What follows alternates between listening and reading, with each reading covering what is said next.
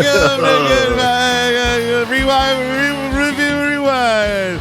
Show where a couple of friends watch movies of old and try to figure out if Christmas was right or a little off. I'm Mike. I'm Tristan. And this week we're talking about Jingle All The Way. Hi, Tristan. Put the cookie down. Put the cookie down. Hey, Mike. How's it going? It's break. It is. So I'm on break. That's great. And that's my bright spot. Good, man. I had a day where I didn't really do anything. And I was like, oh, it's been a while. Mm-hmm. How about you? Things are good. It's not only holiday week, but it's also birthday week. So all of our listeners know that my week happens sometimes this week. My birthday this week. No, your birthday always happens this week. My birthday is happening this week. I can talk. I promise. It isn't always a holiday week, but it always happens this week. It always next year. Mm-hmm. Never mind. Sometimes. Never mind. Sometimes when a mommy and a daddy love each other very much.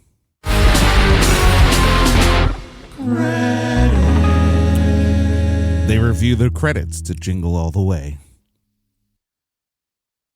Jingle All The Way, directed by Brian Levant. Written by Randy Kornfield. That feels like an innuendo. The Randy Kornfield.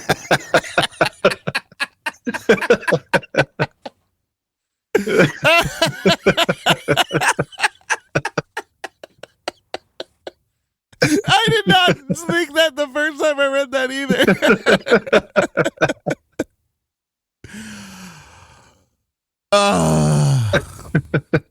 That's great. Produced by terrible Chris Columbus, Michael Barnathan. Wait, how do you say that?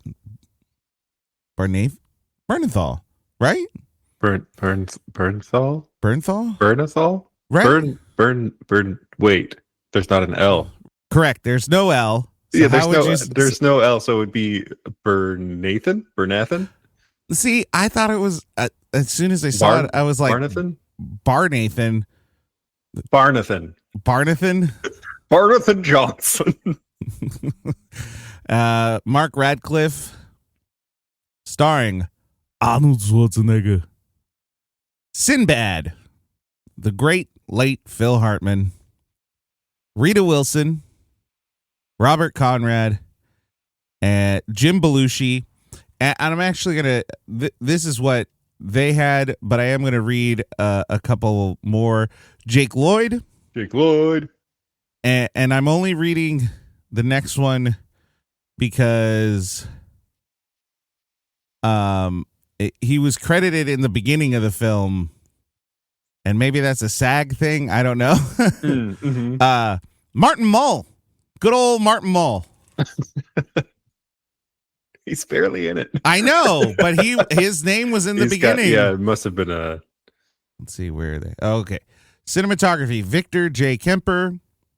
Edited by Kent Beyda.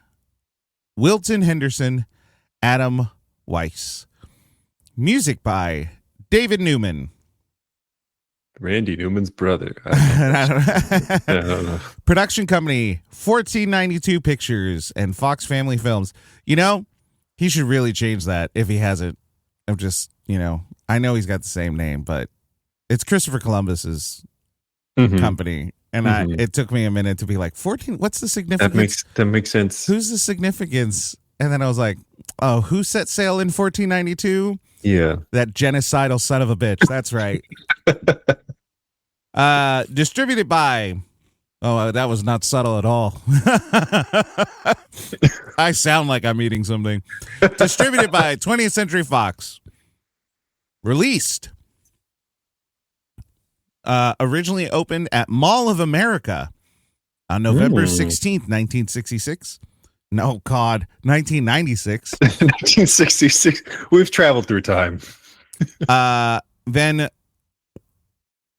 at least throughout America, November 22nd, 1996. This never tells, it says United States, but I never know if that is like also the global release. They never really indicate. Runtime. We timed this really well with its Yeah. Actually, its anniversary. Next year is going to be its 30th. Ew. That I don't like that. Yikes.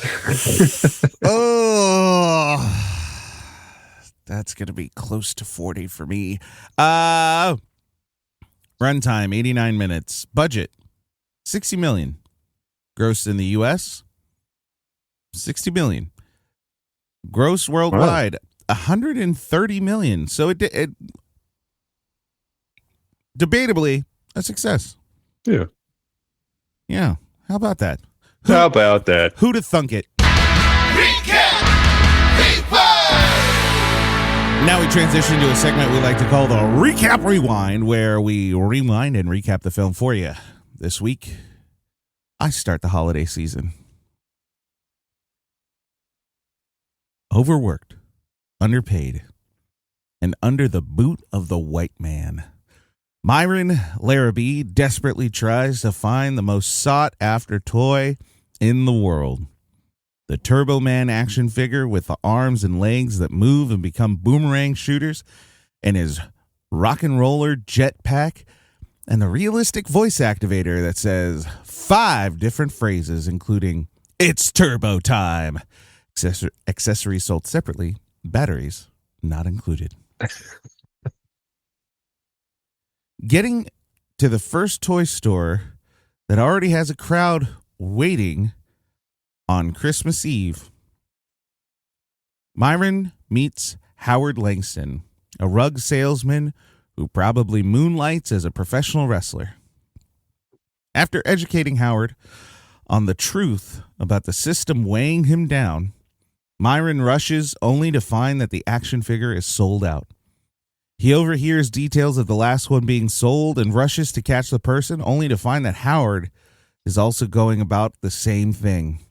Myron pushes Howard out of the way, only to be tripped by Howard, who uses a remote-controlled car. Myron spends hours going to various stores, only to find that it is sold out everywhere. He sees Howard on the street and apologizes to him for what he had done before. Myron offers an olive branch and offers to work with Howard, only to be rejected. Myron tries again to find the toy, only to fail. He finds refuge in a diner. Coincidentally, Howard ends up at the same diner. Myron gets very vulnerable and reveals much of his troubled past, when on the radio, a contest to win a Turbo Man action figure interrupts them. They race to the payphone, but Howard reaches the phone first. In frustration of feeling foolish, opening up to Howard, Myron pulls the phone off its wires, sabotaging Howard. The waiter informs them that the radio station is just a few blocks away, so they both race to the station. Howard reaches the station first, eventually breaking down the door to the recording studio, frightening the DJ to the point that he called the cops. In desperation, Myron pretends to have a bomb, only to drop the box, revealing that he was pretending. But the DJ reveals that the prize is not a physical toy, but a certificate. Both men run when they hear the police sirens and are stopped by the cops. Desperate again, Myron tries the bomb gag again, able to escape only to find that the box was indeed a bomb. Low-key, one of the darkest scenes in that whole movie. It's so dark. Desperate further, Myron knocks out the man playing Dementor, Turbo Man's nemesis, and dresses up as him in hopes to get the toy the parade is giving away, only to find out that Turbo Man is Howard. They fight. Myron chases the boy who won the toy, only to eventually be defeated by Turbo Man and be arrested. That's right, folks. I told this story from Myron's perspective because crime... There's a comma there that doesn't necessarily work.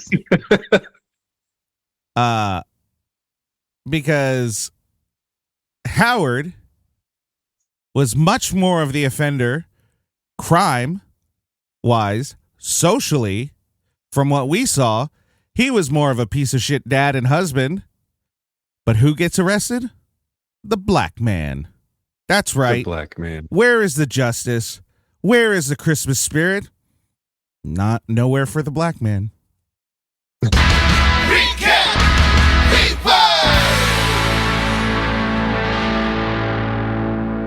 I don't know if that's what they were aiming for when this movie like ended. Right. But all I saw was a white dude, an Austrian man, like Uh-huh. Doing a lot of bad things throughout this whole movie, and only one of them going away in cuffs. Uh-huh. I mean, admittedly, Myron did bomb threat twice, one of those being an actual bomb, which he didn't know about. And he did assault a woman at the beginning. Yeah, that one was crazy. But the one big laugh I did get was in that scene where he's like dusting her off and he's like, "You shouldn't wear fur." Yeah. Tristan, Man. had you ever seen this movie before? I have memories of this movie, so I'm sure that I saw it when I was a child. And that was the last time I saw it, was when I was a child. And Admittedly, I've never seen this movie. ever. Okay. Which is crazy because it's almost 30 years old. Mm-hmm. I am actually a fan of like Christmas themed movies, so I'm kind of surprised I haven't seen it. Were you aware of what this movie was about at all? No, Okay. because from the trailers, I thought it was like an Last Action Hero, but Christmas. Mm-hmm. I had no idea that he was a rug salesman. It gives that feeling. Like the trailers really make it out to seem something completely different. Interesting.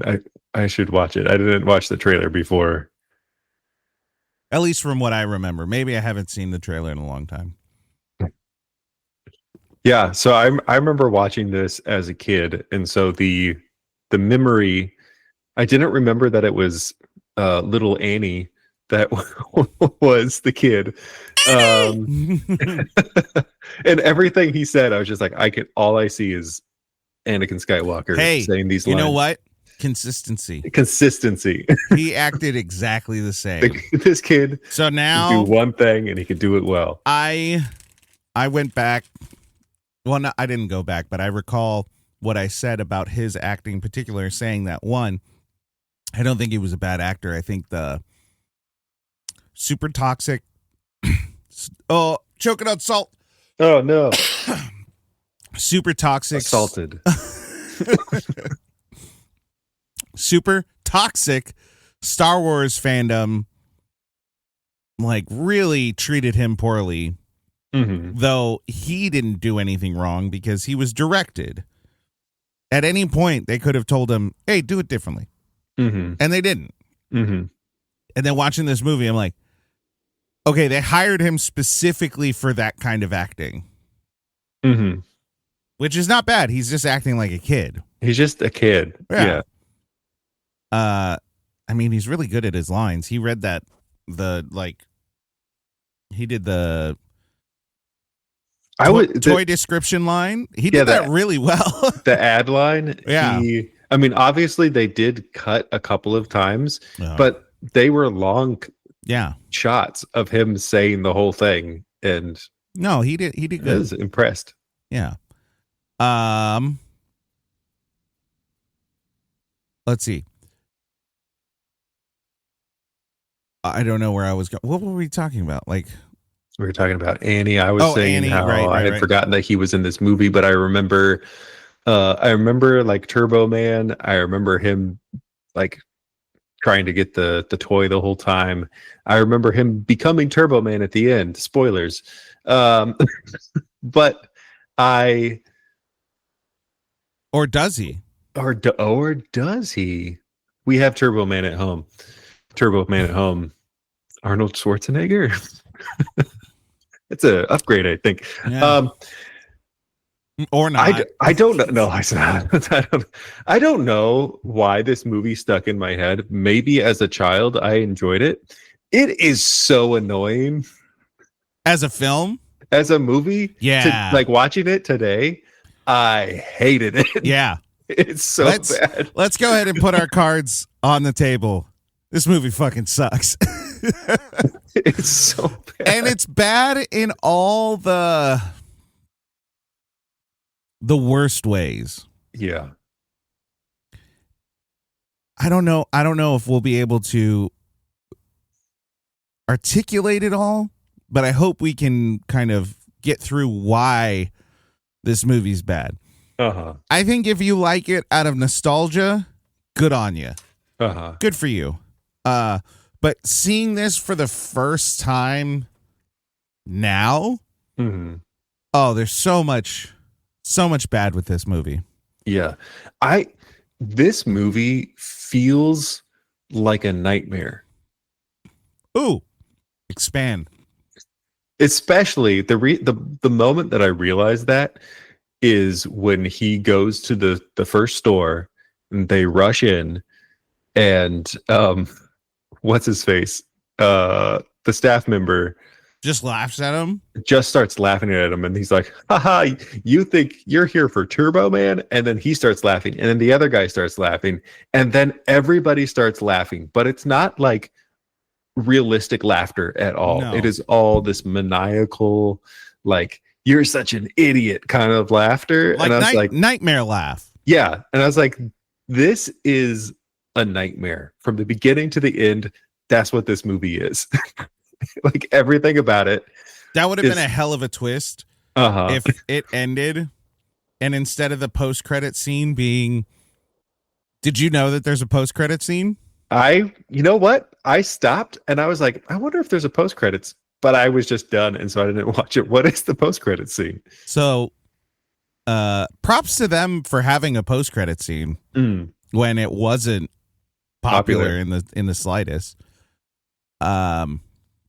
It is Christmas or Christmas. It was like nighttime. So I don't know if they have a tradition of in Minnesota to open gifts at night. But maybe it's Christmas Eve. I think it's Christmas Eve night. I don't think they were opening gifts now that I'm thinking about it. But she was like, his wife was like, after all the stuff you did and really seeing how much you care for him, going that far just to get a gift for your son really shows how much you care for him. And it made me wonder. And he's like, made you wonder what? It sounded a little bit. It was a little French.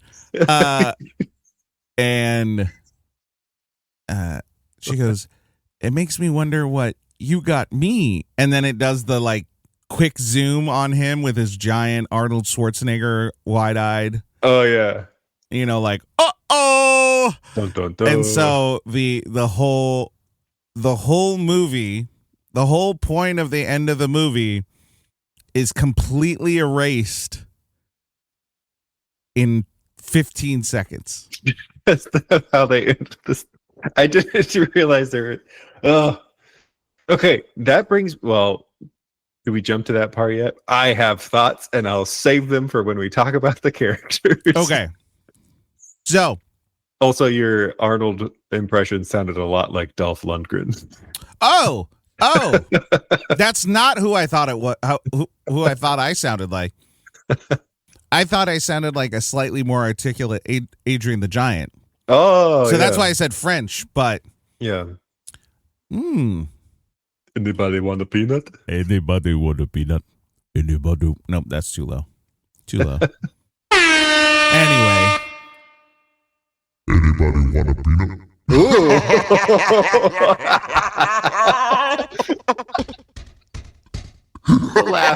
The laugh is just continuing.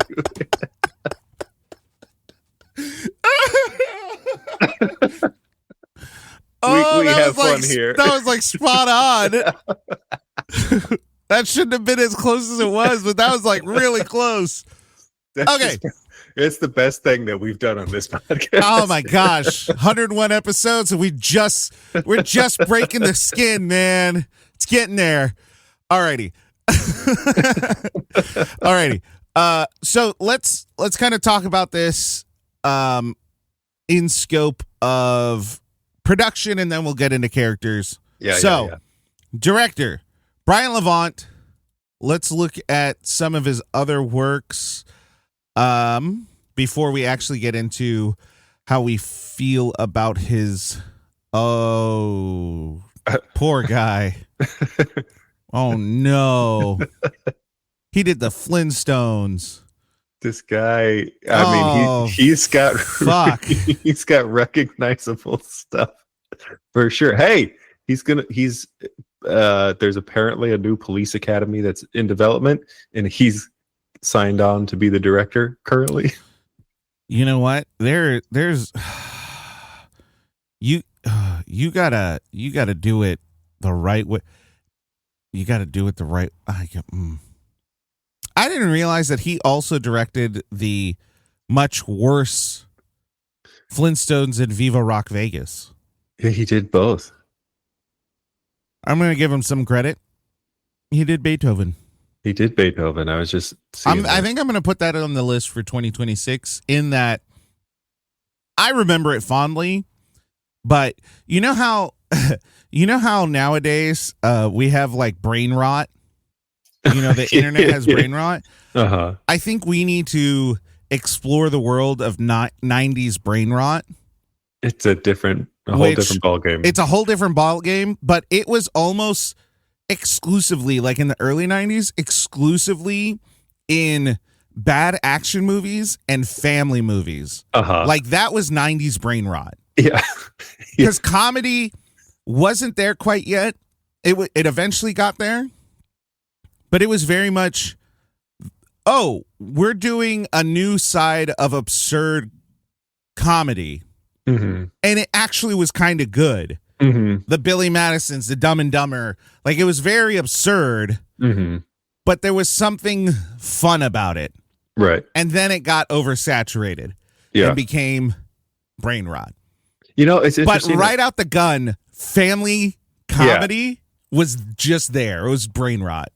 I feel like we don't have family comedy movies the same way that we used to. Like it's either like a family movie is an animated movie, and then you have comedy made for the older audience. It seems like family comedies nowadays are made with some really high quality. Because I think of what's the British Bear? Paddington. That's a family movie. That's a family movie. But that's really right. good. Those are good movies. I mean, one of the things I was looking at was Beethoven had almost a $60 million budget for like a B-C level movie. Yeah. That's a big budget. I just don't think studios are throwing money at those kind of ideas anymore. Yeah, interesting. I just looked up like what are the top family movies of the last couple of years. Yeah, How to Train Your Dragon. But that's kids and family. Snow White. Ew. Wild Robot. I've heard that's good. But that's animated, isn't it? It's an animated one. If, which is the John Krasinski. No. He directed. Ryan Reynolds. Yeah, John Krasinski wrote that one. Oh. Right? Yeah, you're right. But Ryan Reynolds stars in it. I'm gonna say something maybe like against the grain of 2025 since we're about to end. Uh-huh. I think I'm over Ryan Reynolds. Yeah. Am I? I don't think I'm alone in that. I think I'm over him. I was over him when he started. Zing! Wait, hold. Say it again. Say it again. I was over him when he started. Thank you, everybody. I'll be here for a while. Oh no, my button doesn't work. No. Oh. Anyway, That was the one. Brian Levant also did Snow Dogs. He did a Scooby-Doo TV movie. Some of those are fun. Oh, it's this one? No. This one's not the fun one. It was the live action. Oh no, the teenage ones? Where they're like teenagers again? Uh-huh. Yeah. That Shaggy looks like shit. And that Scoob. Oh, Robbie Amell played Fred? No. No. That Scooby-Doo looks demented. Yeah. Are we there yet? The Spy Next Door, the Jackie Chan movie from 2010. You know what? I loved it because it was Jackie Chan, and then I watched it again. I'm like, that's a bad movie. It's a bad movie. It's a bad movie, Bob. I'm glad that Jackie was like, I'm gonna go back to China and make movies my way. Snow Dogs. Holy crap. Remember when Cuba Gooding Jr. was going to be the next big thing, and then they put him in like 2 really shitty movies, and then it was like gone. Uh-huh. I think he had some legal problems, but I think so. Still. But he had such potential. Cisco was in that movie. He did. Huh. I forgot that this happened. There was a sequel to A Christmas Story. Oh, yeah. And this guy directed it. Was the one guy in it? No, I think this one's weird. This is like teenager days. Because it's the same characters, different actors. Yeah. But I think some of the actors are the same. But it's not a new one. I don't think so. I don't think any of the actors are the same. Daniel Stern plays a character in it. The old man, he plays the dad. That's a weird casting. But then there was like the new one that came out a couple years ago that brought back. There's a new Christmas Story? Is there not? Am I crazy? A Christmas Story. Wow, we really hate this movie so much we don't want to talk about it. I'm sorry, you put me in a rabbit hole. What do you mean a different? There was a new one, right? No. Yeah. A Christmas Story Christmas came out in 2022, and it has the original Ralphie. He's John Farvel's Farvel.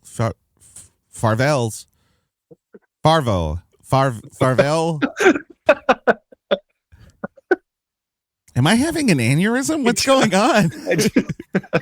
John Favreau. Yeah, that guy. He's like really good friends with him. He played the poorly bald scientist in Iron Man. And I say poorly bald because you could tell that they shaved his head. Like you could see his hairline. He's the guy that gets yelled at. He's like, Tony Stark built this in a cave with scraps. And he's like, well, I'm not Tony Stark. Yeah. He was also in the Spider-Man movie when they brought him back as the same character. That's right. It's so funny that the Marvel Universe is like, look at this throwaway character. Let's bring him back 9 movies in. Yeah. Good luck remembering him. Good luck. All right. They're just expecting the fans to be like, oh, it's that guy. But most of the fans are like, who's that bald guy? Who's this guy? All right. The randiest of cornfields. Randy Kornfield. It's funny again. All right. This guy's done nothing. No, he did 8-Legged Freaks. Oh, hold on. There's a sequel to this movie? Yeah. But it's just based on. But it had Larry the Cable Oh, Guy. it's got Larry the Cable Guy. Okay. Talk about shooting yourself in the foot. You become one of the most famous people in the world, but you have to pretend to be a fucking idiot. You know what production company? Oh God, this is so funny.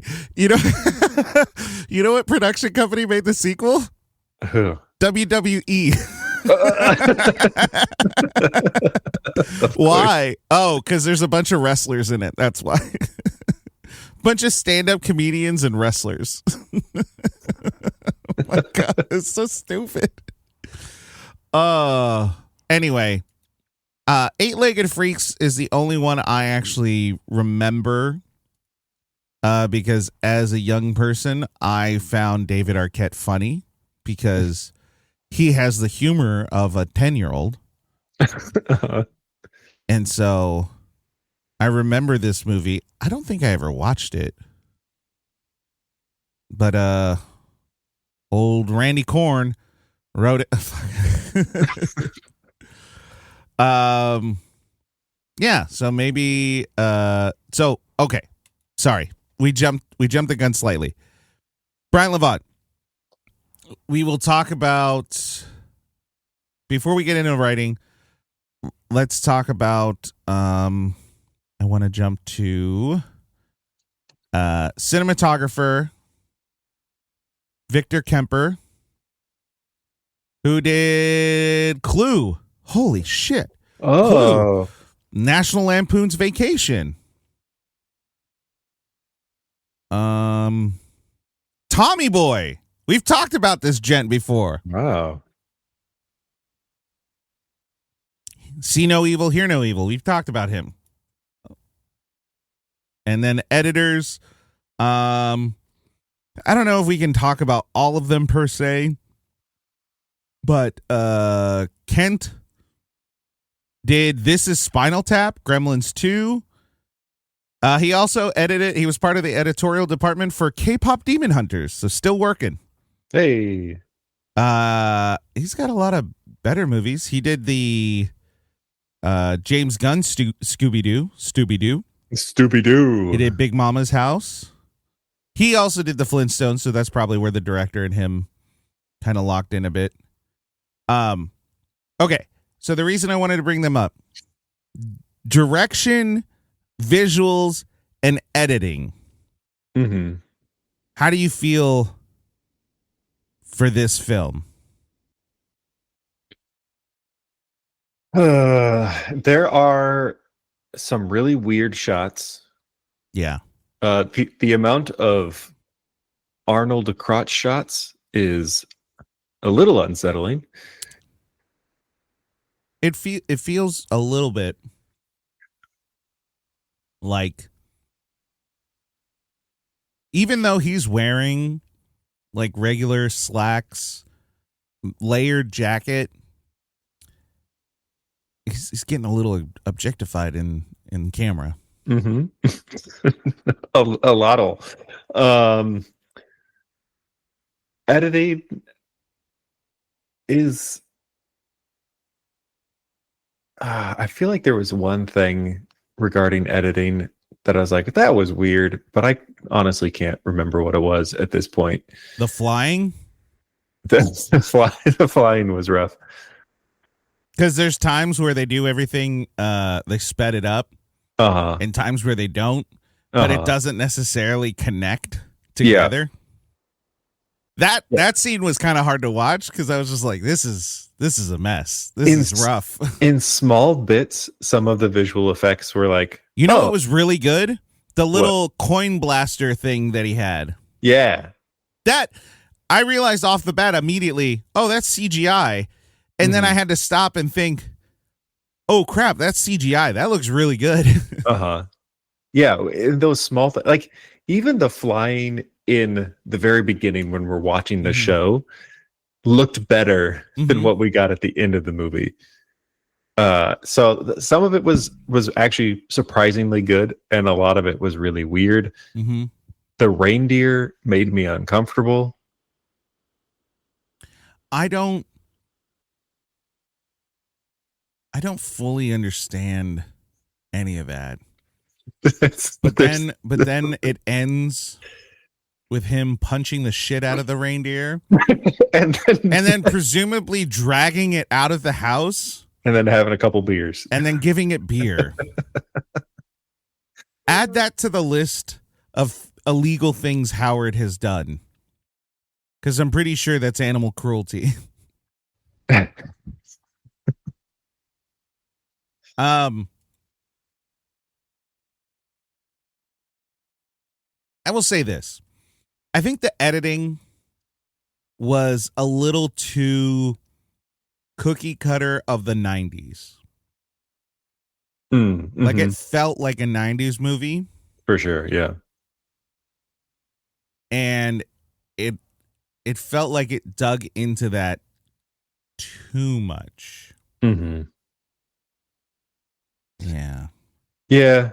I like, other than the occasional surprisingly good visual effects, most of this was either mediocre to kind of rough. Yeah. No, I agree. The direction, some of the complaints I would have for like Arnold's acting or whatever it might be is also on the director. And there was a bit of that. Yeah, I think there was some times where Arnold would do something where it made sense, his reaction was good, like all of that was worked, but most of the time it was just like, what's happened? Why is this happening? Why is he doing this? Which then can go to the writing. The plot makes sense. Yeah. I can see why this story, they were like, let's make this into a movie. Yes. Yeah. Agreed. General concept, why that got turned into a movie. Right. But for this kind of movie, you really need to have some real driving moral force to redeem the main guy. Right. Santa Claus. Santa Claus has issues. But the spirit of Christmas softens his heart and brings him into the role of Santa. What is that catalyst in this film? There is none. There's none. His son yells at him. That's the only thing, and all he thinks is like, well, I'm going to go find him at a parade. There's two things that happen. One, he realizes that he yelled at his son for no reason. And two, he started stealing another kid's present and then was like, what am I doing? But like, What am I doing? What am I doing? But yeah, there is not, other than the mom and the kid, nobody's good in this movie. Everybody sucks. Yeah. Every single person sucks. Yeah. Can we go? I don't have a sound thing for it. But can we give this movie a too horny? Too horny. Because good Lord, all them single moms, I'm surprised their pants weren't freezing because it was gross. How they were like, don't like this. yuck. Like, they were we'll talk about that. We'll talk about that when we get to the character. But point being is there's this, they give the Phil Hartman character all of this, like, I don't want to say like sexual prowess because he's not like exploring it, but he has a lot of women attracted to him. Mm-hmm. And the weird thing is he never has like a real positive kind of moment. Yeah. It's all very showy. Yeah. We're getting into characters a little But bit. that's written into the thing. Yeah, Basically saying like there's no positive, like just like there were a couple moments where you're like, oh, maybe this is a character, and then it's like, no, everybody sucks. Yeah. Yeah. Totally. Agreed. What's her name? Liz. Liz is good. I think Liz is struggling with a workaholic husband. But she, for whatever reason, genuinely loves him and is trying to make the best of the situation. And she genuinely loves her son, and she's trying to make the best of the situation. And she beats the fuck out of Phil Hartman when he like crosses the line. So like she's showing faithfulness. She's showing like she is far and few between the best character. Yes. Jamie is he's like a good kid who has like an absentee father who reacts rightfully yelling at him. The only thing I don't like about Jamie's character is the end of the film where he just kind of like forgets everything because of this moment. And I feel like there's the line in Speed when everything happens, and she's like, I forget exactly how the line goes, but relationships that are built on like really intense situations often don't last long. And I'm like, that's what happened here. Yeah. That's this. Like this was just huge. Everyone's just like acting out of adrenaline. But when that adrenaline dies and he does something again, everyone in this story is fucked. Like, which he does apparently in the end credits. He absolutely does. Less than 24 hours. So like writing wise, the characters are not well-rounded in the slightest. Another thing I wanted to talk about writing that I don't think is very good is the jokes. The jokes are horrible. The jokes are bad, but all of them, except for maybe one or like a handful that may have been improv, and those were actually funny. I hate to use the term, but they feel scripted in the film. Meaning, most jokes, yes, they're written. Jokes are written. That's not the problem. The problem is making them not feel written. That's the goal of the writer, director, pacing, actor, everyone put together. Jokes shouldn't feel written. They should just happen in the movie. And even in a wacky absurdist film like The Naked Gun, you don't draw attention to it. But even in this movie, every time someone says a joke, it feels like the actor's like, that's funny, yeah. It feels like it's obviously written. It feels like it is being read or like delivered as if like, here's the joke, like you're saying.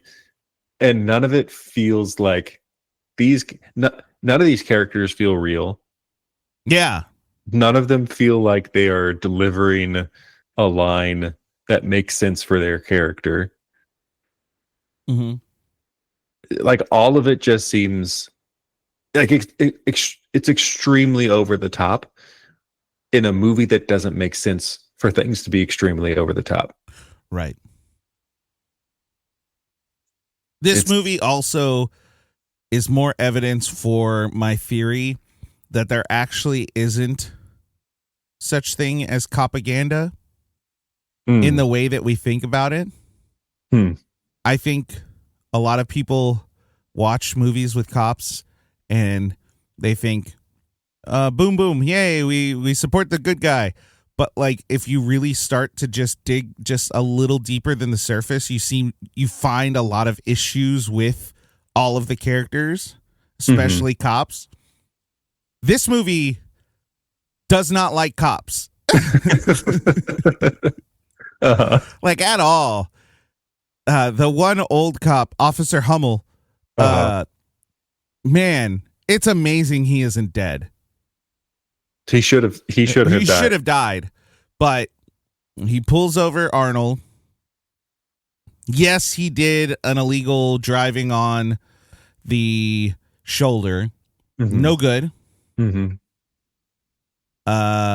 I know that Arnold was being antsy and not, compliant per se. He was just like, I'm in a hurry, I'm sorry. I'm in a hurry. Yeah. Rather than being like, well, here's your ticket. You don't do it again. He gives him a DUI test. A sobriety test. So he looks like an asshole a little bit. And then he gets his motorcycle wrecked. And then he gets blown up. And then he gets smashed into a parked bus. I forgot about it. Yeah. Yep. He gets hit. It's a hard hit. He gets he gets his hot coffee spilled all over him. He gets his hot coffee spilled on his burns. Because remember, under the bandage are probably like 50-degree burns. And so he gets why is the dude still working? Why? It's the same day. It's the same day. Can we talk about the amount of time that happens? Yeah, because I think that goes into writing. He starts his day at 9 a.m. or before 9 a.m., right? He gets to the store and they're like, it opens at 9. And he's like, but it's only a couple of minutes. He's like, it still opens at 9, right? So that's what we're introduced to in that time. Are you going to make a big deal about 2 minutes? About 2 minutes. 2 minutes. Yes, I'm going to make a big deal about 2 minutes, my friend. They get into the store. It's not there. He then goes to the mall. Is that the next location that he goes? He goes to several brick and mortar toy stores. Yeah, he goes to the different places. There's nothing there. He eventually gets to the mall because some random person running goes, by is like, oh, they got a late shipment, and so they don't you know they got a shipment there at the Mall of America? And they get to the mall. The mall chaos happens. Yeah, and then he assaults a child. He assaults a child. That child had it coming, but he still assaulted antagonistic. him. He still assaulted him. Yeah, he was a child. Whether a kid had it coming or not, you don't give it to the kid. No, it's a kid. Yeah, he meets Jim Belushi Santa, and then goes. I know we're gonna get to characters in a minute. Jim Belushi, best acting in the whole film, honestly. Anyway, so Mall Santa. And then he gets to the Santa. And then he drives to like a rural area outside of the town, outside of Minneapolis. Yep. Who knows how long that took? And then he escapes from that, runs out of gas, pushes his car to a diner, goes into the diner, races down to the radio station, has that whole fiasco, comes back and his car is been stripped clean, gets towed back to his house, tries to steal his neighbor's toy, and then goes to gets drunk with a reindeer, and then goes to a parade. No. Hold on. They were just Millers. Okay. That's like piss and water. That's nothing. And then he goes to a parade. The sun is up this entire time, and it's in the middle of winter. And as we know, it should get darker in winter. The sun is not up in the winter. Yeah. And so this all happened before like 3 8 a.m. Yeah. But so, I think didn't they say a time for the parade? I feel like they did. I don't know. I remember they talked about the parade. They said we're going to the parade. I don't remember if they said a time about the parade, but like normally parades happen in the morning. So the fact that it was happening in the afternoon, one, is crazy. Two, this all happens by like 2 Within o'clock. 5 hours? Yeah, it's crazy. Man, I can't even go to 2 grocery stores in 5 hours. But that's just because I get distracted. I end up like 20 minutes in the seasoning aisle because I'm just looking at all the seasoning going, what can I make with some of this? This is the type of movie that if we were paid to do stupid things, I'd be like, okay, let's remake the timing of this movie Yeah. and see if it's even possible. Right. I can't, because Mall of America is in Minneapolis, right? Am I right about that? I think so. But it's a big city. It's in Bloomington, Minnesota. Oh, then never mind. I don't know what is that? What's the population of Bloomington? Population. No, I have a reason for this. Minnesota. Bloomington. 89,000. Oh, fuck you. Fuck all of this. What the hell? How does that time make sense? How big is this freaking city? No. How many toy stores does this city have? Right. A lot. Is it a suburb of a bigger city? Or is it just out in its own? What does it look like in the map? No, you got to look at the map. Got to look at the map. Mall of America. Mall of America. Maps. Okay, zooming out. Zooming out. It is a suburb. It is of okay. It is a suburb of Minneapolis. You just had to zoom out, dude. Look. It's when I looked it up. I didn't look at the map. I just saw Mall of America, and it says Bloomington, Minnesota. That is correct. You're absolutely right. That is correct. Okay. I didn't realize St. Paul was that close too. I don't know anything about Minnesota. So my point in saying this, the reason I do bring this up is, it is a big city. And while there are a lot of highways, I can't imagine getting through to 429,000 is the population of Minneapolis. Right. That's a big city. Mm-hmm. That's a big city. I can't imagine you could visit 5, 6 friggin' toy stores.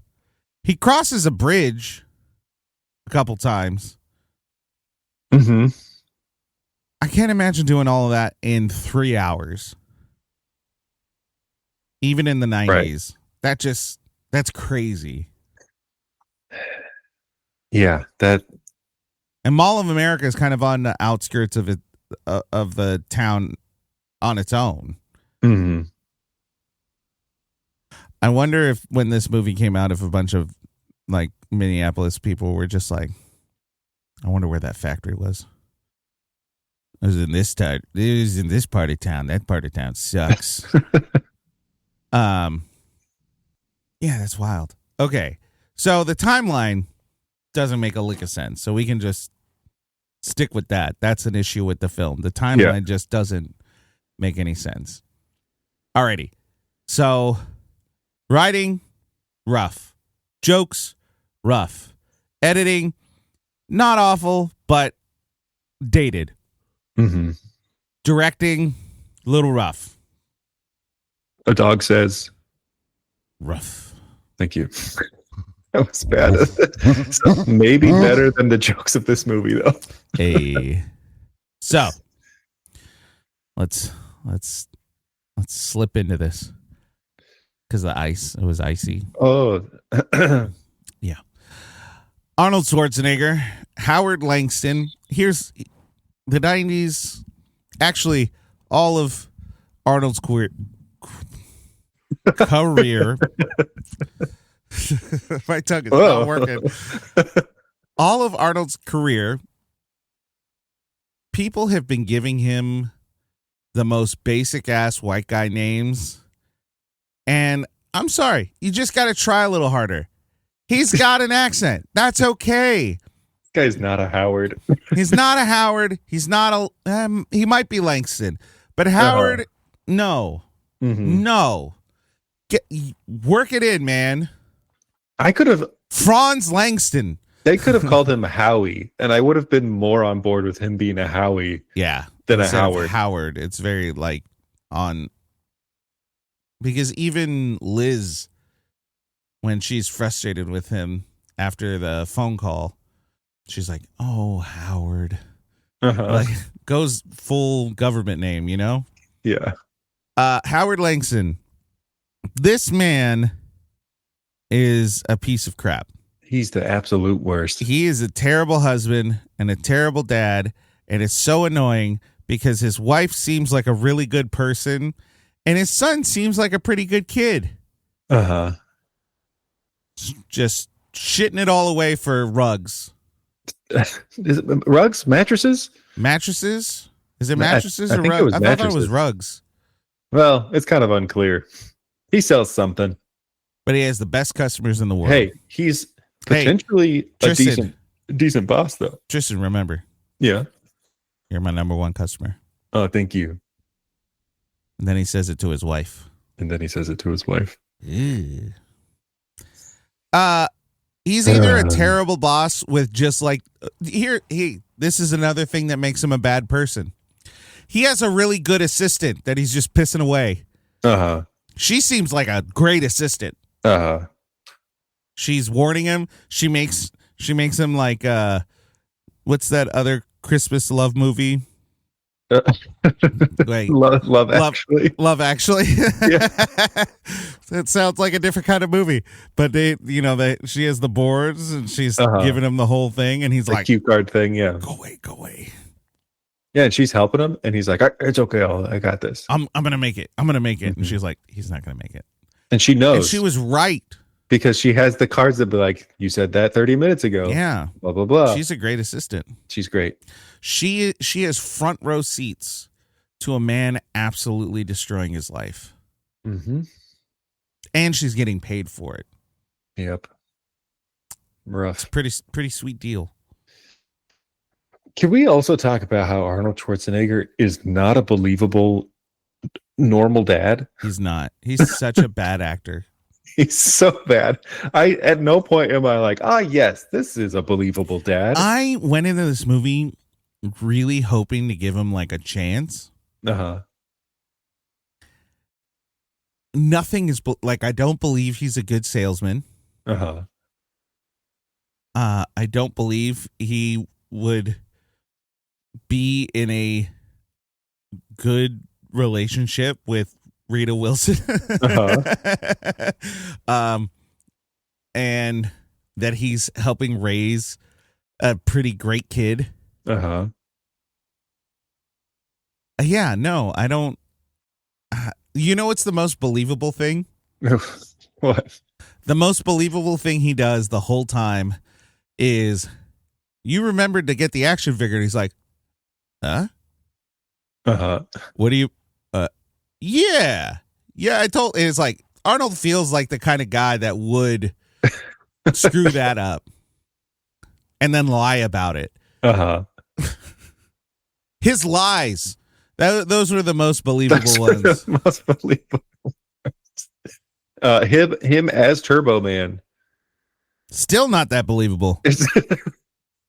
He fit the suit. It's turbo time. It's turbo time. It's turbo time. Put the cookie down. Put the cookie down. Turbo time. Yeah, it just, I don't ever feel bad for him. Everything feels self-imposed. All the trauma, all the guilt, everything is very clearly, well, yeah, this is your fault. And even even though you have Jamie doing the copy, reading off the copy for the commercial, Mm-hmm. the lesson there is, oh, honey, we were connecting. We were coloring. I bought his love. Uh-huh. Money can buy love. Uh-huh. And I am proof. That was the first like lesson in the film, and immediately made me go, man, this Howard cat is terrible. Terrible. It's so, yeah, the fact that he's like, let me make it up to you, son. How could I do it? And then his son's like, buy me this present. He's like, great, I'll buy you the present. Like, and then quickly learns it's going to be impossible to buy this present. You tried to buy his love, not knowing that, well, your own parental negligence. I just bit my tongue saying that word. Negligence. Wow. Your own parental negligence is the reason you don't know any of this stuff. Mm-hmm. If you followed what your kid liked, you'd figure out that this is the most popular kid property in the world. If you paid attention to the TV at any moment. He was watching it a bunch. Man, it was already in syndication and reruns. That's a hell of a show, man. And the ad that happened on the TV. Yeah. How are you not paying attention to this? Good Lord. This guy. He's okay. And we were talking about this. He doesn't have a moment of redemption. No. Yeah. He saves his kid at the end because events happen. Uh-huh. And it, like, yeah, he's going to save his kid, but also he doesn't actually become a better person. He doesn't actually have a moment where he's like, oh, like, yeah, I am a bad dad. Maybe I should be better. Right. And then like there's no resolution. There's no like it's horrible. It's so stupid. The like, hero's journey has everything to happens have, by chance. Yeah. The hero's journey has to have that moment where the hero realizes what is holding him back, mm-hmm. and then overcomes it. Mm-hmm. And like you said, everything is by chance. His moment of that was, I need to go to a parade. Everyone mm-hmm. thinks I'm not going to, but I'm going to. Mm-hmm. That's it. It's not a character flaw. It's not a change in worldview, philosophy. It is just, well, I should go to this parade. Mm-hmm. It's a bus ride. Like, that's not a hero's journey. Yeah. Yeah. He doesn't. The only thing that he regrets is stealing another kid's toy. Yeah, which is a piece of shit thing to do. Yeah. Oh, great. You had basic humanity. Yeah. Ooh. And then he punches a reindeer. And then he punches a reindeer. He punches the hell out of a reindeer. He sucks. Yeah, Howard Langston, terrible character. Played terribly by Arnold Schwarzenegger. Bad. Mm-hmm. Bad, no good. Sinbad plays Myron Larrabee. I feel like Larrabee is also kind of a piece of crap person, but also very much like a victim of circumstance, it seems like. Mm-hmm. Him meeting Howard is like the worst thing to happen to him and drives him mad. Not to remove responsibility from him, because it's his own choices, like 100% own choices. But being around Howard makes him a worse person. Yeah, but I don't think meeting Howard made him mad. I think it was just the tipping point. I don't think he will get arrested if Howard was never in the picture. He did assault a woman. And that wasn't Howard's fault. He wasn't going to get arrested for that. The movie set that up, because she's the one who buys the toy Oh, that was on layaway. Yeah. because she has the fur coat, Mm-hmm. and he makes a point of saying that. Yep. Unless there's multiple people wearing fur coats, it's Could be. Minnesota. I don't know. It's Minnesota. The writers really enjoyed the going postal kind of jokes with the postman. They're That like, yes, okay, so there's for those of you that don't know, in the 90s there was a time where some was it multiple post people or was it one guy? There was a postal service worker yeah. who went postal, and that's where that term comes from. Yeah. Um, I'm reading an overview, so judge it mhm. critically. The phrase going postal originated from a series of violent incidents, so series, Mhm. in the 1990s and 80s in which the United States Postal Service workers shot and killed colleagues and others in the workplace. The term came from the slang expression becoming extremely angry, uncontrollable. After the Edmond Post Office massacre of 1986, which was one of several high-profile events. So 86 to 97. I don't know if it. Oh no, I didn't want to do that. No. Yeah. So Yeah. I mean that's enough information for us to say Myron is just a joke of that. Everything about which is fucked up. Uh-huh. The fact that like the first thing we see him do is like get so ramped up in the thing that he's saying that he starts choking this lady out of nowhere, and then like the rest of the movie he is just kind of like on edge all the time. He threatens a bomb twice. Like there's a lot of stuff that happens that he's just on it, and then they reference it. Right. So, ironically, this movie came out in 1998. Another thing that also came out in 1998 was the United States Congress conducted a joint hearing to review violence in the U.S. Postal Service. In the hearing, it was noted that the U.S. Postal Service accounted for less than 1% of full-time civilian labor, but 13% of the workplace homicides were committed in postal facilities by current or former employees. So I only bring that up to mention they're joking about it in this film at the time when they're going, hey, this is a problem. Yeah. Jesus. Little tone deaf. Also, this movie is wildly racist. It like yeah. Randy is trying to get a green light for his racism by having Sinbad say these lines, but having Sinbad tackled and then yelling out, Rodney King! Rodney King! Right. That's some racist ass shit, man. Yeah. That's crazy. He plays a caricature of a black man. Mm-hmm. And he's getting a paycheck, so Sinbad, do your work. But I have to imagine there was a point where he even had to stop and go, what are we doing? I think I'm getting exploited a little bit.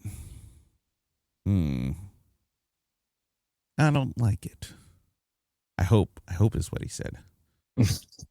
But when that Rodney, like the first joke where he was saying, the billionaire toy companies, it's like, oh, he's a conspiracy theorist. Okay. And then he makes, point of the system and being a black man in the system. It's like, okay. Mm-hmm. But then him tackled and just yelling Rodney King. No. No. Man, I'm not going to get arrested and be like, Cesar Chavez! Cesar Chavez! You don't know. What if you get tackled and that's all you can think? Then I had a concussion. And someone check on me. Yeah. And then at the end, he gets arrested and Howard doesn't. Is crazy. I don't. Considering that they were. He's the villain. He's the villain, but they were both involved in all the same things. It's crazy that a bomb goes off and no one looks for them. Like an actual bomb goes off, right? No one looks for them. It's by happenstance that they catch him. And they're only arresting him. Oh, go ahead. Yeah. No, I was just going to say the cop that finds him isn't like, you're in big trouble because like you blew me up. It was just kind of like, you. Like it wasn't. You're the one who's been causing the chaos in this here parade. Yeah. It's like a Yogi Bear situation of just like, oh. That son of a bitch is smarter than the average bear. Also, this is a small point. Really, really small point. And I know we didn't need to hear. Not a single person had a Minnesota accent. Not a single, not even like a side character who could have been very Minnesota for the joke. Not a single one. You got Arnold, no one going,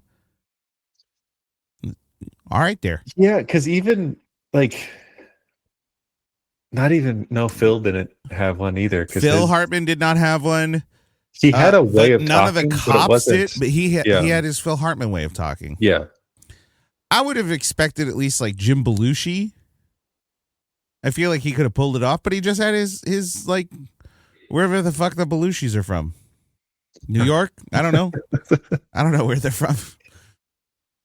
But he just had his regular voice. Not a single person had a Minnesota accent. I mean, you don't have to. It's Chicago. Chicago. He sounded like he was from Chicago. I said New York just because John was in Saturday Night Live. I'm putting people in a box here. Put them in a box. All right.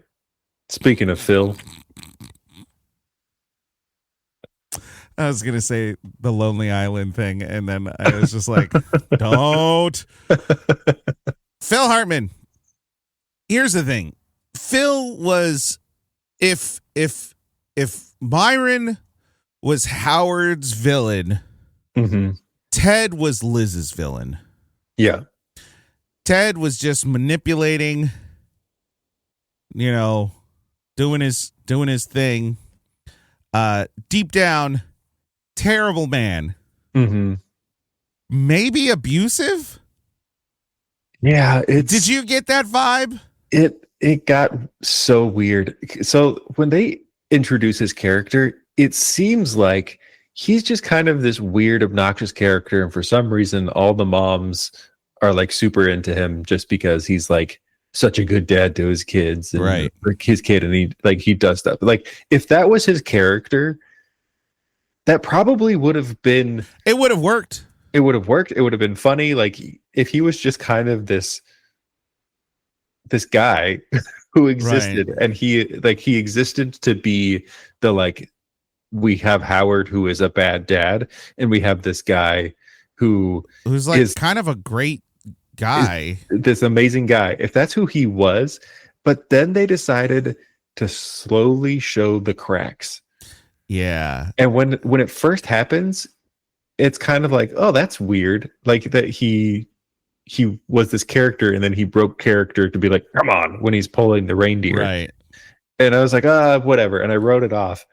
But then the cracks keep showing as it goes. When he touches the hot cookie, he's like, keep it down in there. Yeah. And all of a sudden, when he did that, I was immediately like, is that normal? Is that a normal response? Is that how you talk to your son normally? The fact that they decided to make him just a sleazeball, kind of a predator, is like I know he didn't ultimately. Well,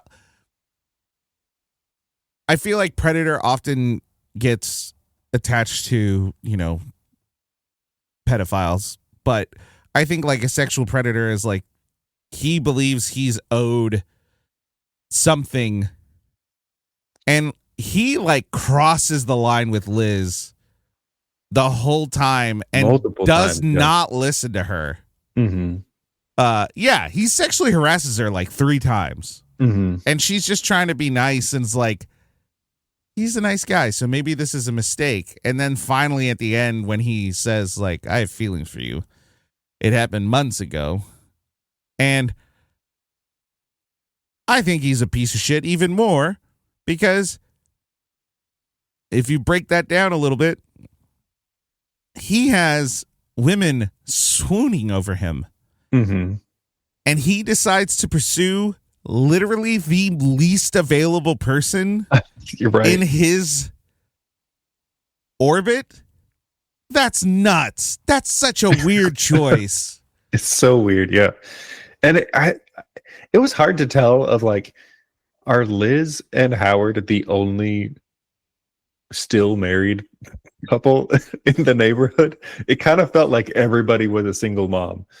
Or I think that was a joke of the 90s too. all of those moms preferred Ted over. No, I think they were all single because they were making the joke.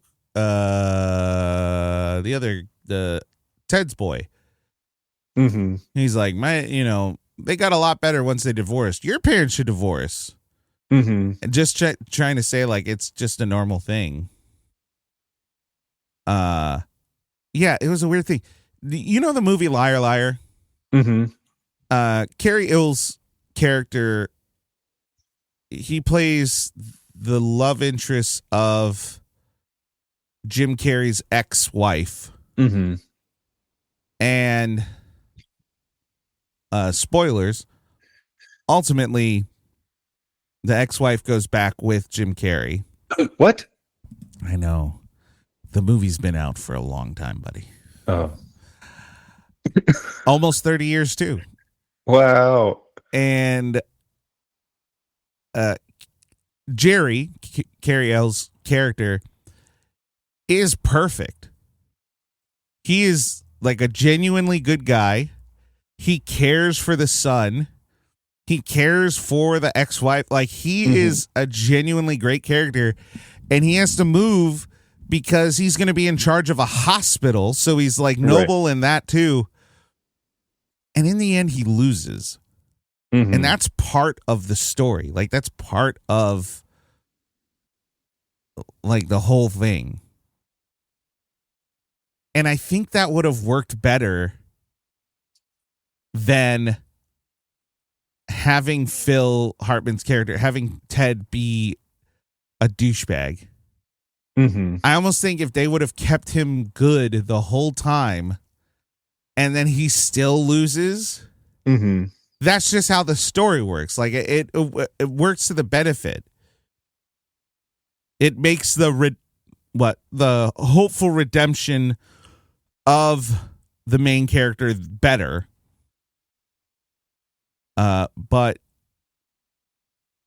yeah, I don't know. They just didn't. Yeah, I think if Ted was good the whole time, he was just this like really great guy, then that creates a good thing for Howard. For Howard to look at this guy and see what a good dad looks like. And to see like how everybody responds to him being this helpful guy. If he didn't do what he did to Liz, and instead he's just this really helpful guy, and even honestly, Liz is like, thank you so much for your help, I appreciate it. Like Howard's been so busy, and it's just great to have somebody around the house. They still could have had the minivan scene, and it could have just been Ted said like does something nice, like, hey, I know things have been tough. I got you this. And Liz just could be like, hey, I have nothing. And they could literally have just a mutual, oh, no. Yeah. No. No, thank you. Like that could have been, I think you could still find jokes in that. But you just, I don't know. There's this weird, I think the writers of this movie also hate dads. Yeah. And that was a big thing in the 90s as well, of like yeah. horrible dads. Or, well, I know Cracked did an after hours where they were like, in the 80s and 90s, people really hated moms. And it was like, what do you mean? And it was every show was either divorced mom who left, and so you're just seeing the dad and the kids, or the mom is just gone. And that does feel accurate to this, but it does feel like a lot of the movies in the 90s were dads who were trying to redeem themselves. And failing miserably. And then you have this movie, which is just a dad who isn't trying to redeem himself. He's just trying to buy his son's love. Yeah. And that never changes. Yikes. Okay. Yikes. But I will say, Phil Hartman, best acting in the film. I know I said Jim Belushi, but really Phil Hartman. I love Phil Hartman. Rita Wilson, Liz Langston, she's wonderful. I was like, what? I know she's an actor. I know movies she's been in, but there's another thing that I know her from. What the hell do I know her from? She's Tom Hanks's wife. Or Tom Hanks is her husband.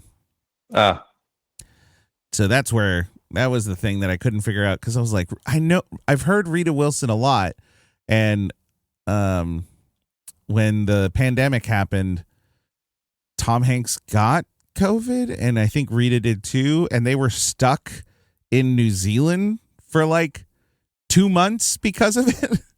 It's a great place to get stuck. It was that or Australia, one of the two. But that aside, she's great. She's the only good character outside of the kid, but she's the only good adult character. She's good. She's a strong character. She loves her kid. Yeah. She's more patient with Howard than she should be. She should be out that door. Hey man, that Billy kid, was that Ted's kid? Billy? Yeah. That Billy, I think he had a point. She deserves better. She deserves better. That's all I got to say about that. It's so funny to see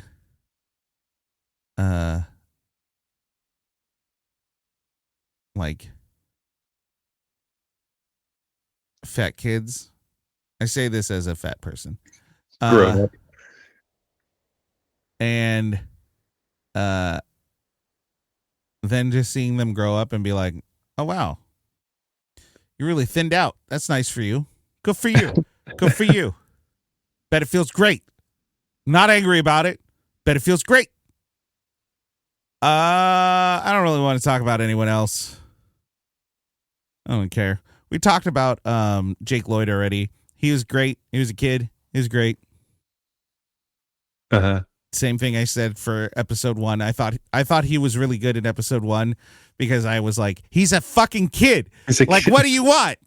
Yeah, I mean, I've seen worse kid actors. I've seen a lot worse. And I've seen better kid actors. But he did fine. Well, he's good. He did the job.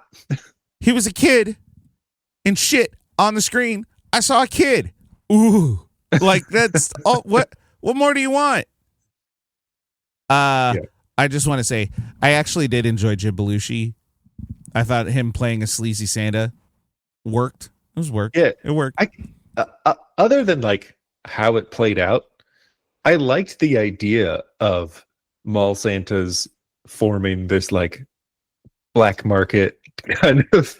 It made me laugh in that I thought the whole point was that these mall Santas actually, in fact, were Santa's elves. I thought that would have been a great twist. Of like, this is actually Santa's factory. We work for Santa. It could have been a lie, but I think it would have been fun. Mhm. Because the other explanation was it's a drug outfit. Yeah. Like there's stuff and drug in those stuffed animals. That's the only thing I can think of. I can't figure out what else what it would have been. Uh-huh. There was this is I'm no karate expert, but those belts were definitely out of order. At the beginning, Jamie has his karate class. Really? And it's his award ceremony for getting his next color. He has a yellow belt, and he is awarded a purple belt. And I'm pretty sure purple belt is is there like one in between? 4 colors away from yellow. Oh no. I think it was like yellow, and it should have gone like orange, green, blue, and then purple. Karate people, get in the chat. Yeah. I feel as though even in the 90s that would have been something really easy to fact check. Uh-huh. And the fact that they did it or they just left it as is wild. When he lists his like purple was important to me. It's 1 away from green and 3 away from whatever color. I was like, what are we talking about? I yelled at my phone, and because I was watching it on my phone clearly. And he said that he was like, it's 3 away from black. And I'm like, there's no chance in hell this little shit is even that close to a black belt. Yeah. No way. I don't know anything about belts, but if you're telling me a 10-year-old can be a black belt, maybe we shouldn't have belts. Right. Because that's like that. That's like black belt's supposed to be the top, right? Yeah. That's the top. So black belt is a master marksman. And you're telling me a 9-year-old could be like a master sniper? It's No 3 thanks. away from that. No. I don't. I know that those are 2 completely different things. But the idea is the mastery of something. And I don't think, hey, martial arts, great. I think martial arts is good.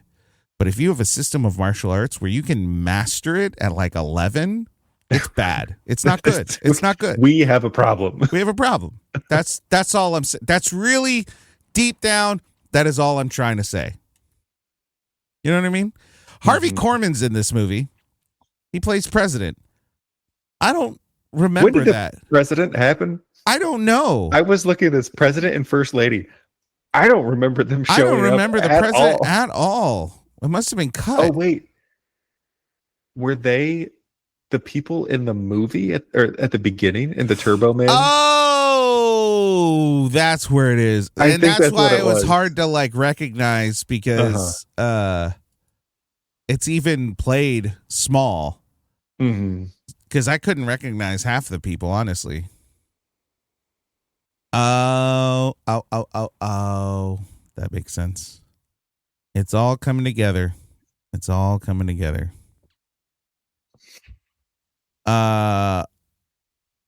Did you have any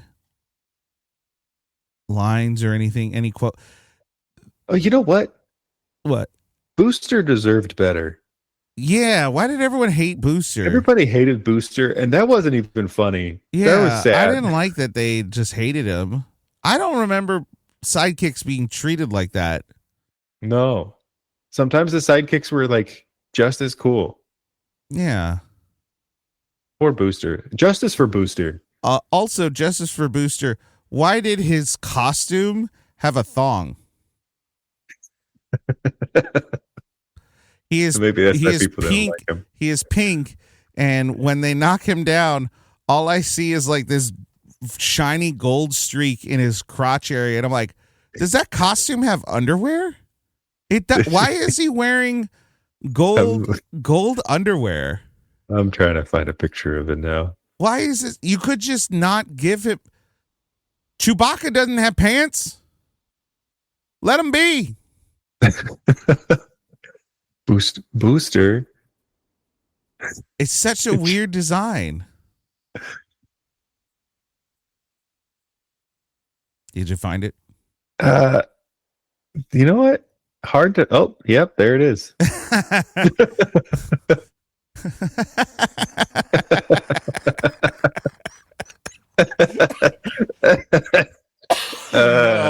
Got him. This is weird. Yeah, Okay. like he's a big pink animal.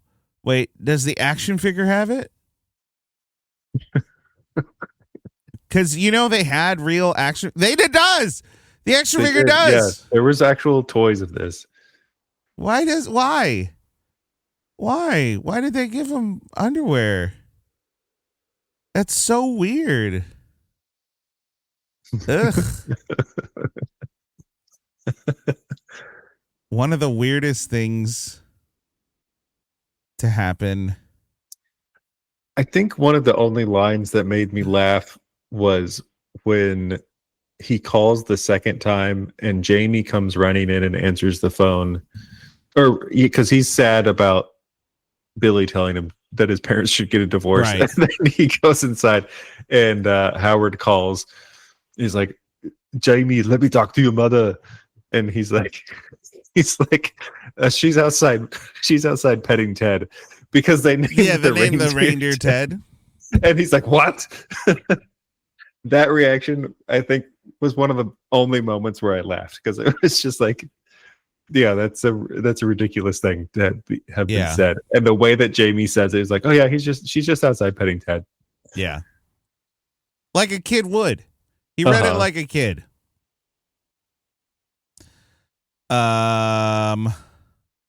Yeah. All the jokes suck. And the quotes aren't. I think some of the lines Sinbad says are funny because Sinbad is saying them. Mm-hmm. But that's really it. Oh no. I pushed the wrong button.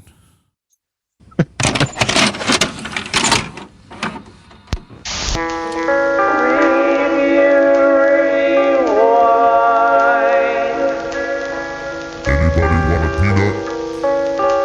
Now we transition to the review rewind. Where we read a positive review and a negative review and we see where we fall. And this movie is universally hated, rightfully so. This is like the first time where everyone is in agreement, and I don't think we're going to be too far off. Metacritic 34%, Rotten Tomato 20%, Rotten Tomato audience 41%, IMDb audience 5.8. Just rubbish. So 83 was the highest one I could find, and then the second to that was 62. Wow. So there's not a whole lot of positive. Hey, the people down in Florida loved this movie. They were high. Tampa Bay Times. The makers of Jingle All the Way have the nerve to declare what the rest of us have only grumbled about, that the superficial reason for the Christmas season is found nestled in your wallet. Schwarzenegger's ho-ho heroics should have moviegoers gladly tapping into that source into the new year. I'm sorry. Is this movie supposed to be a commentary on capitalism? Because it is, but not in a good way. It's a failed commentary. Yeah. That last bit, his heroics should have moviegoers gladly tapping into that source into the new year, basically saying, hey, this movie, it's going to make you more capitalistic. I don't think this. No, I think they're saying this movie should make you very aware of how Christmas is just about capitalism and buying things and. I don't think that's what they were trying for. They have the nerve to declare what the rest of us have only grumbled about, that the superficial reason for the Christmas season is found nestled in your wallet. So they are saying that Christmas is all about consumerism, and that this movie is a great example of being like, look, it's all about consumerism, and everybody should right, be. which that feels like the writer is maybe, I don't think this person likes Christmas. but I think they're projecting their ideals into the story. Yeah. Because the story is, if it is saying that, it ultimately ends saying, but it's good. It failed at saying that. Or it agrees with it. Yeah. It may be saying that, but it's not in any way demonizing that. And I think that's the problem. This is trying to say, like, you're going to get a good lesson from that. And that's why I'm saying the tapping into that source into the new year, because it goes, hey, Christmas is about buying shit, and that's good. So in the new year, go buy more shit. I know that's not what they're writing, but that's ultimately what they're saying. I don't know. It's dumb. That's It's a dumb. stupid It's review. They got dumb. paid. They got paid. That's why. That's why I think they got paid by the studio to write that. Mhm. I'm gonna say it. I have no evidence. Allegedly. Anyway, here's the one I'm gonna. This is from the Austin Chronicle. They gave it a 0. Unfunny and worse, unpleasant. Uh-huh. Jingle All The Way is holiday cheer from the warped psyche of a Scrooge. Even the Grinch wouldn't like this one. The Grinch. The Grinch. The Grinch. It's just, It's it's the Grinch. It's just AJ the Giant saying Grinch. Andre. Grinch. Andre. Oh, Even the Grinch wouldn't like it. The Grinch wouldn't like anything.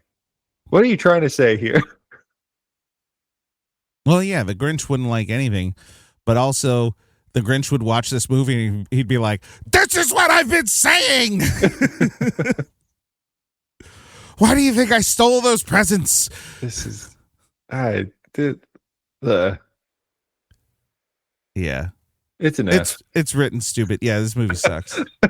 This movie's awful. F.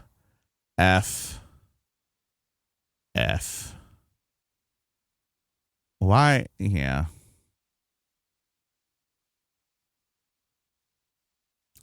Jingle All The Way to the trash can. Well, I was expecting you to hit the button at already. yeah. Do we have more to say? It's an F. No, I don't. Oh, fuck. You know, sometimes you win, sometimes you watch movies that absolutely suck. So, Yeah. hey, we want to get into the Christmas spirit, and we just want to say, avoid this movie. Yeah. Don't watch this movie. This was a real bummer of a first holiday movie to watch. You know what? But it has to be done. It doesn't have to. This is all frivolous, but at least someone did it. Those reviewers from 30 years ago. Anyway, we hope you have a good holiday, Walladay, and remember, review those rewatch. We'll see you next time. Walladay? Holiday.